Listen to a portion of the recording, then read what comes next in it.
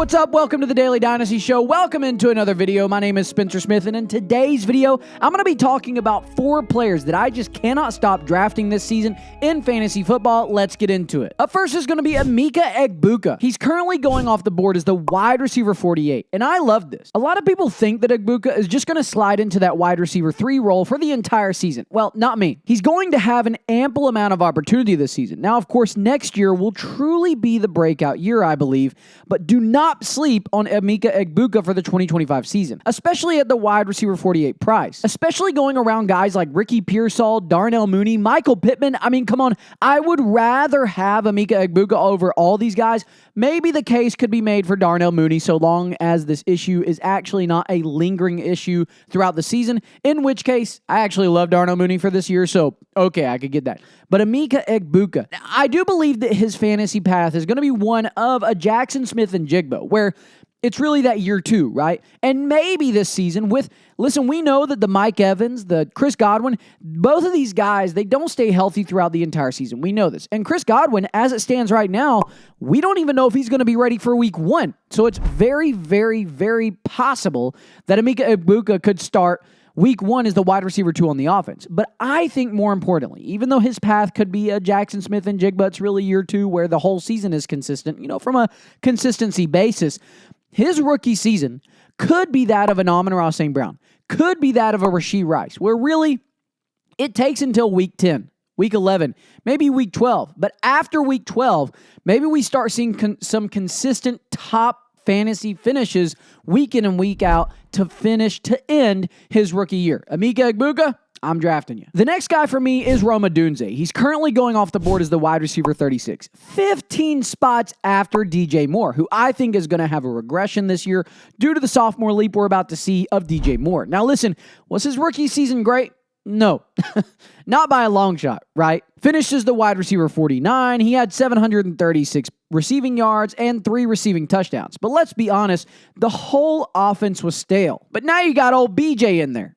Thank you. Now with Ben Johnson in there, this offense is going to move a whole lot better, a whole lot more flawlessly than what we saw last season. And I think with what we did see, the flashes that we did see of Romar Morris last year, being wide receiver 18 in air yards per game with 86.5 last season, wide receiver 26 in red zone opportunities.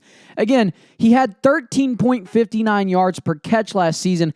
There were moments. But overall, I'm expecting a big leap for him this season in 2025, which is why I would much rather have him 15 spots after the wide receiver 1 in that offense right now, DJ Moore. My next one here is going to be Michael Pennix Jr. Listen, I know. He's going off the board as the QB 22 right now, but it's a gigantic overlook, undervalue, if you will, of Michael Pennix Jr. this season, I believe. I think he throws, number one of the best spirals I've ever seen in the NFL. His throw is so beautiful. That spiral is so tight. Number 2, we saw what he was able to do in the passing game last season. Now, yes, from a rushing perspective with fantasy, he's a lot less like Jalen Hurts, a lot less like Baker Mayfield, Bo Nix, these type of guys, Lamar Jackson, Josh Allen. He's a lot less like those guys and more like Patrick Mahomes, where he will run if need be. So I understand for the rushing side of things, it can be there, but that's not really the main tool in his arsenal.